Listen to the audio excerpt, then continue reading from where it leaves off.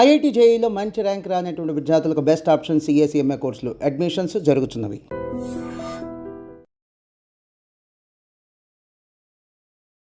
తెలంగాణ రాష్ట్రం ఏర్పడిన తర్వాత మొట్టమొదటిసారిగా ప్రతిపక్షంలో కూర్చున్న తర్వాత కేసీఆర్ విస్తృత స్థాయి సమావేశాన్ని ఏర్పాటు చేశారు. ఆల్మోస్ట్ 8 నెలల తర్వాత తెలంగాణ భవన్కి వచ్చారు. భవిష్యత్తుకు సంబంధించి దిశానిర్దేశం చేశారు. ఎట్ ద సేమ్ టైం 25 ఏళ్ల ఉత్సవాన్ని ఘనంగా జరుపుకోవాలి, ఏడాది పొడుగునా సంబరాలు ఉండాలి అని కార్యకర్తలకు, పార్టీ క్యాడర్కు ఒక దిశానిర్దేశం కూడా చేశారు.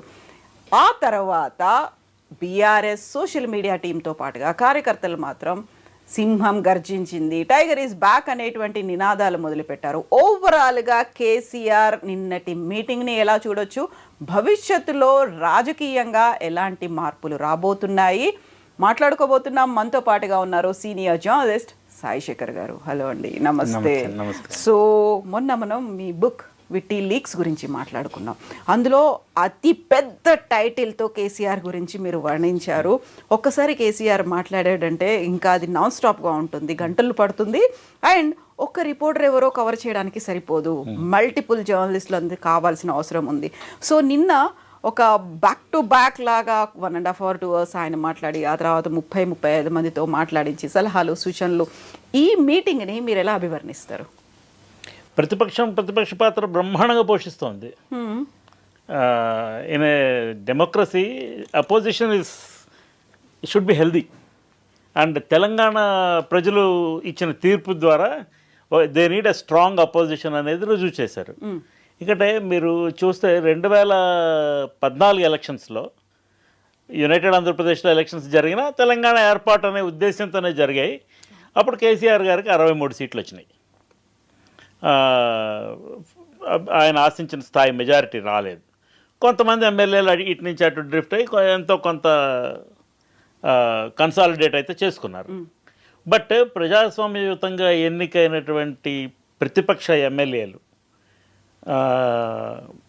బలంగా ఉండటం అనే కార్యక్రమం గట్టిగా కొనసాగింది. 63 సీట్లే వారికి వచ్చాయి కాబట్టి ఆయన దగ్గర ఇంకో 10 మందో 15 మందో 20 మందో జాయిన్ అయినా still opposition was very strong.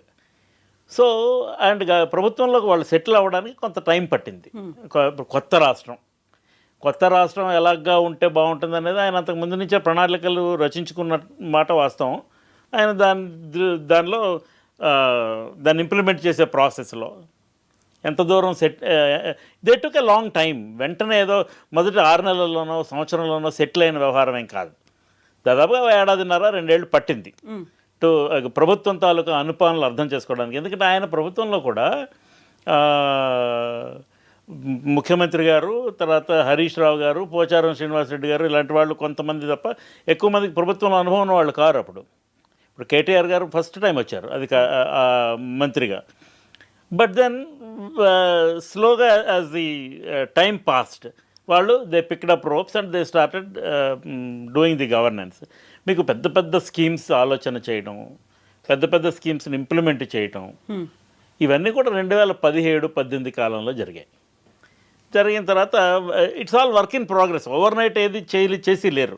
ఇప్పుడు ఫర్ ఎగ్జాంపుల్ రైతు బంధు ఆలోచన చేశారు. అప్పుడు 4,000 రూపాయలు పెర్ ఏకర్ పెర్ సీజన్ అట్లా ఇస్తామన్నారు. అది కొంత దూరం ముందుకు వెళ్ళింది. ఇప్పుడు దాంట్లో కూడా ఉండే ఇబ్బందులు ఉండినాయి. అందరికీ వస్తున్నదా, కొందరికే వస్తుందా, రైతు బంధు పడిందా లేదా, ఎన్నాళ్ళు పడుతుంది. రైతు బంధు పడడం అంటే వీఆర్ గివింగ్ రైతు బంధు అని అనౌన్స్ చేస్తే రేపు అందరికీ పడిపోదు. It's time taking process. వాళ్ళు ఏదో ఇన్ని ఏకర్స్ ఉన్న వాళ్ళకి మొదటిసారి, ఇన్ని ఏకర్స్ ఉన్న వాళ్ళకి రెండోసారి, ఇలా విడతలుగా ఇచ్చినప్పుడు మొదటిసారి అందరికీ పడిందంటే ఏమైనా ఇబ్బందులు ఉంటే, ప్రాక్టికల్ ఇబ్బందులు ఉంటే official machinery was asked to rectify those things. So ఇలాగా అట్లనే కాళేశ్వరం ప్రాజెక్ట్ ఆలోచన చేశారు. తర్వాత ఏదో కళ్యాణ లక్ష్మి, షాదీ ముబారక్, కేసీఆర్ కిట్స్, ఇలా చాలా ఆలోచన చేసి చాలా వాటిని ఇంప్లిమెంట్ చేశారు. చేసిన తర్వాత నెక్స్ట్ మళ్ళీ తన గవర్నెన్స్ ప్లాంక్ మీద ఆయన ఎన్నికలకు వెళ్ళారు 2018లో. ఒక 6 నెలల ఎలక్షన్ ముందుకు జరిపించుకొని వెళ్ళారు. ఎందుకంటే ఆయనకుండే రాజకీయ సమీకరణాల దృష్ట్యా, రాజకీయ ఈక్వేషన్స్ దృష్ట్యా పార్లమెంటుతో కలిసి ఎన్నికలకు వెళ్తే ఆయనకు రావాల్సిన అడ్వాంటేజ్ రాదన్న ఉద్దేశంతో మళ్ళీ కొంచెం ఎర్లీగా ఎలక్షన్ అసెంబ్లీ రద్దు చేసుకున్నారు. డిసెంబర్కి సెప్టెంబర్లో రద్దు చేసుకుని వాళ్ళు అక్టోబర్లో ఎలక్షన్కి వెళ్దాం అనుకున్నారు. But election commission delayed it by 3 more months and డిసెంబర్కి ఎన్నికలు అయినాయి అండ్ మళ్ళీ అధికారంలోకి వచ్చారు. సారి వచ్చినప్పుడు people have given proper mandate in favour of TRS. ఆయనకి అధికారం కట్టబెట్టారు. 88 సీట్లు వచ్చాయి. 88 సీట్లు వచ్చినప్పుడు అక్కడికి దాన్ని ఆపి తన పరిపాలన తను ఏమేమి ప్రాజెక్ట్స్ పీపుల్కి ప్రామిస్ చేశారో, ఏమేమి స్కీమ్స్ ప్రామిస్ చేశారో వాటన్నింటినీ ఆయన ఇంప్లిమెంట్ చేసే కార్యక్రమం ఎలాగో చేస్తున్నారు. కాబట్టి he did not have to go for shopping off some more MLAs. కానీ ఆయన ఏం చేశారు, 14 మంది ఎమ్మెల్యేలని వేరే పార్టీల నుంచి చేర్చుకున్నారు. వాళ్ళంతటి వాళ్ళు వచ్చారు. చేర్చుకుంటే కదా వచ్చేది ఎవరన్నా. రావాలని చాలామందికి ఉండొచ్చు, చేర్చుకోవాలి కూడా కదా. సో చేర్చుకోవడం వల్ల కాంగ్రెస్ ప్రధాన ప్రతిపక్ష హోదా కూడా కోల్పోయింది. కాంగ్రెస్ ఫ్లోర్ లీడర్ భట్టి విక్రమార్క గారికి ప్రధాన ప్రతిపక్ష నాయకుడు హోదా రాలేదు. ఇది పరిస్థితి. సో 88 102 అయింది. 5 సంవత్సరాలు గవర్నెన్స్ చేశారు. 5 సంవత్సరాలు గవర్నెన్స్ చేసిన దాంట్లో పీపుల్ స్టార్టెడ్ అబ్జర్వింగ్ ఎలాగా పరిపాలిస్తున్నారు, వాళ్ళకి కావాల్సిన స్కీమ్స్ వస్తున్నాయా లేదా, పరిపాలనలో ఏమేమి సౌలభ్యాలు ఉన్నాయి, ఏమేమి అడ్వాంటేజెస్ ఉన్నాయి కేసీఆర్ ఉండటం వల్ల, ఏమేమి డిసడ్వాంటేజెస్ వస్తున్నాయనే ఒక ఆలోచన ఒకటైతే మొదలైంది. రేవంత్ రెడ్డి గారు కాంగ్రెస్ పార్టీలో యాక్టివ్ అయ్యి ఆయన రాష్ట్ర అధ్యక్షుడి పదవి తీసుకుని అక్కడి నుంచి అతను కొంచెం గట్టిగా ప్రభుత్వానికి వ్యతిరేకంగా క్యాంపెయిన్స్ మొదలుపెట్టారు. పెట్టి he was largely successful in doing that. అందుకనే అతనికి కూడా మళ్ళీ 2023 ఎన్నికల్లో కేసీఆర్ ప్రభుత్వాన్ని దించేసి రేవంత్ రెడ్డి ప్రభుత్వానికి అధికారం ఇచ్చారు. ఓవర్వెల్మింగ్ మెజారిటీ వల్ల కాంగ్రెస్ పార్టీకి 88 సీట్లు 100 సీట్లు అట్లా రాలేదు. కానీ కేసీఆర్ నష్టపోయింది మాత్రం చాలా ఎక్కువ. Let us see it like this. కాంగ్రెస్కి 64 సీట్లు వచ్చినాయి. 1 సీటు సిపిఐకి వచ్చింది 65. మిగతావన్నీ ఎంఐఎం, బీజేపీ 8 సీట్లు, బీజేపీ, బీఆర్ఎస్ మిగతా 39 సీట్లు వచ్చాయి బీఆర్ఎస్కి. ఆవిడ చనిపోవడంతో జరిగిన బై ఎలక్షన్లో కాంగ్రెస్ క్యాండిడేట్ గెలిచారు. సో 38. దీనిలో 10 మంది కాంగ్రెస్ పార్టీలో జాయిన్ అయ్యారు. నిన్న కేసీఆర్ గారు మాట్లాడుతూ వాళ్ళు తొందరగా నిరాశ చెందిపోయి పార్టీలో కొనసాగలేదు, అందుకని వెళ్ళిపోయారు. The same rule applies to what he has done earlier, right? ఇంతకు ముందు ఆయన ప్రభుత్వం ఉన్నప్పుడు నిరాశ చెందిన వాళ్ళు కొంతమంది బీఆర్ఎస్లో జాయిన్ అయిపోయారు, టీఆర్ఎస్లో జాయిన్ అయిపోయారు, కాంగ్రెస్ పార్టీలో ఎన్నికైనటువంటి శాసనసభ్యులు. సో వాళ్ళలో కొంతమందికి మంత్రి పదవులు కూడా వచ్చినాయి. ఇప్పుడు కాంగ్రెస్లో జాయిన్ అయిన వాళ్ళకి ఎవరికి మంత్రి పదవులు ఇవ్వలేదు. పైగా వాళ్ళ కేసు ఒకటి సుప్రీంకోర్టులో నడుస్తుంది. సుప్రీంకోర్టు తప్పకుండా వీటిని బై ఎలక్షన్ పెట్టేయాలి, డిస్క్వాలిఫై చేసేయాలి అని చెప్తుందా? నేనైతే అనుకోవడం లేదు. దానికి ఒక కారణం ఉంది. Assembly is supreme, it's an elected body. So speaker's decision will be final. స్పీకర్ని తొందరగా నిర్ణయం తీసుకోండి, లేకపోతే ఒక నెలలో నిర్ణయం తీసుకోండి అని ఏదైనా సూచన ఇవ్వవచ్చు సుప్రీంకోర్టు. మీకు ఉదాహరణకి తమిళిసై సౌందరరాజన్ గవర్నర్గా ఉన్నప్పుడు తెలంగాణ రాష్ట్రానికి there was a deadlock between government and governor. వాళ్ళిద్దరి మధ్యన ఒక ప్రతిష్టంభన ఏర్పడిపోయి మ్యాటర్ కోర్టు దాకా వెళ్ళింది. కోర్టు దాకా వెళితే వాదోపవాదాలు గట్టిగా జరిగాయి. ఆవిడ వాదన ఆవిడ పెట్టారు, ఆయన వాదన ప్రభుత్వం పెట్టింది. హూ ఈజ్ రైట్ అనేది పీపుల్కి వదిలేయాలి. సో అక్కడ ఏమైంది, ఆవిడ బీజేపీ లీడర్. సో న్యాచురల్గా సెంట్రల్ గవర్నమెంట్కి టీఆర్ఎస్కి వ్యతిరేకంగా ఉంది. ఈయన బీఆర్ఎస్ అని పార్టీని మార్చాడు, నేషనల్ వైడ్గా స్ప్రెడ్ అవ్వాలనే యాక్టివిటీలోకి వచ్చేసాడు. వచ్చిన తర్వాత వీళ్ళు స్ట్రాంగ్ అయ్యామనే ఫీలింగ్లో ఉన్నారు. సో ఆ డెడ్ లాక్ ఏర్పడినప్పుడు కోర్టు చివరికి కేసు బోత్ సైడ్స్ ఉపసంహరించుకునేటట్టుగా చేసి మీరు కూర్చొని మాట్లాడుకొని, ఇది because both are constitutional positions, అందుకని మీరు దీన్ని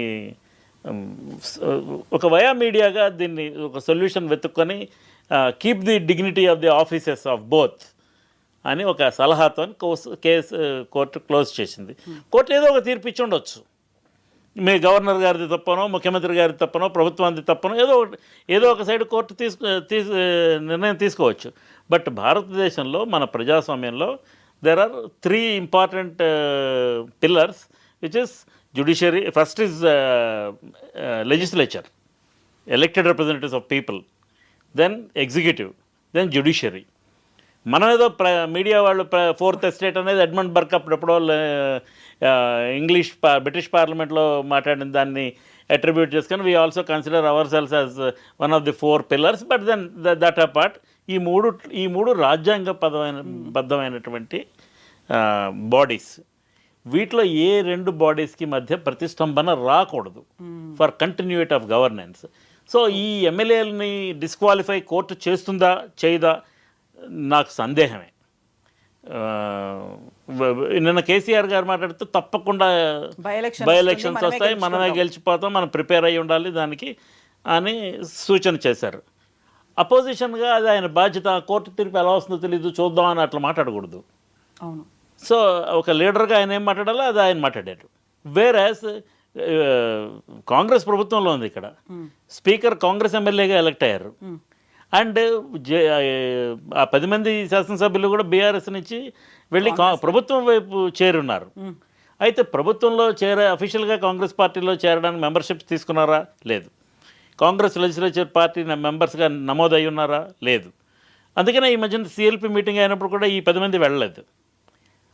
సో ఇది ఏమిటవుతుంది అనేది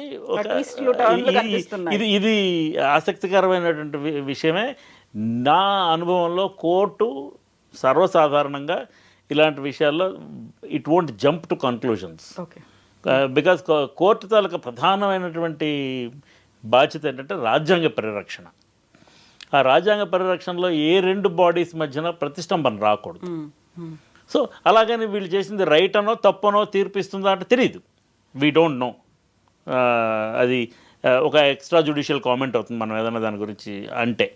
వస్తుందని ఆశించడం వీళ్ళ తప్పు కాదు, వీళ్ళకి ఫేవరబుల్గా జడ్జిమెంట్ వస్తుంది, 10 మంది ఎమ్మెల్యేలు వాళ్ళ పదవులు కోల్పోతారు, మళ్ళీ ఎలక్షన్ వస్తుంది అనేది ప్రతిపక్షం ఆశాభావం వ్యక్తం చేయడం తప్పు కాదు. అది అలాగా ఉండకపోవచ్చు. దాన్ని ఏం చేయాలనేది, దానికి ఎలా అడ్రస్ చేయాలనేది, what are the various legal means అని ప్రభుత్వం కృషి చేయడము తప్పు కాదు. Everybody will try to save their skin in this game. ఇది ఒకటి. రెండోది, నాకు నిన్న ఆయన మాట్లాడిన వాటన్నింటిలోనే నాకు బాగా ఆసక్తి కలిగించిన అంశం ఒకటి ఉంది. మళ్ళీ చంద్రబాబు వచ్చే అవకాశం ఉంది. ఆయన మళ్ళీ తెలంగాణ ప్రాంతంలో పార్టీని బలోపేతం చేసుకొని వచ్చేసే ప్రమాదం ఉన్నది. దేనికి వ్యతిరేకంగా అయితే మనం కొట్లాడామో ప్రత్యేక తెలంగాణ కోసం, ఆ పరిస్థితులు మళ్ళీ వస్తున్నాయి. So BRS should be ready, geared up to fight that అని ఒక సూచన చేశారు. చంద్రబాబు నాయుడు గారు కాంగ్రెస్తో కలిసి వస్తారా? అవకాశం లేదు, ఎందుకంటే ఆయన ఎన్డీఏలో పార్ట్నర్. ఒకవేళ బీజేపీ, చంద్రబాబు, పవన్ కళ్యాణ్ కలిసి ఇక్కడ యాక్టివిటీ చేస్తారా? ఈ మధ్యన వస్తున్నటువంటి రిపోర్ట్స్ దృష్ట్యా చంద్రబాబు నాయుడు గారికి తెలంగాణ మీద అంత ఆసక్తి ఉన్నట్లుగా నాకైతే అనిపించలేదు. But BJP is a major player ఇప్పుడున్న పరిస్థితుల్లో. బీజేపీ తను కూడా అధికారం తెచ్చుకోవడానికి ప్రయత్నం చేయాలి అనే ఒక ఉద్దేశం అయితే కలిగి ఉన్నది. ఆ కలిగి ఉన్న దాంట్లో ఒకవేళ బీజేపీ వాళ్ళు బీఆర్ఎస్తో నెగోషియేట్ వాళ్ళంతా వాళ్ళు చేస్తారా? చేసి కేసీఆర్ గారిని ఎలాగోలాగా కన్విన్స్ చేసి ఎన్డీఏ కూటమిలోకి తీసుకొస్తారా? One possibility, we don't know, we can't rule out.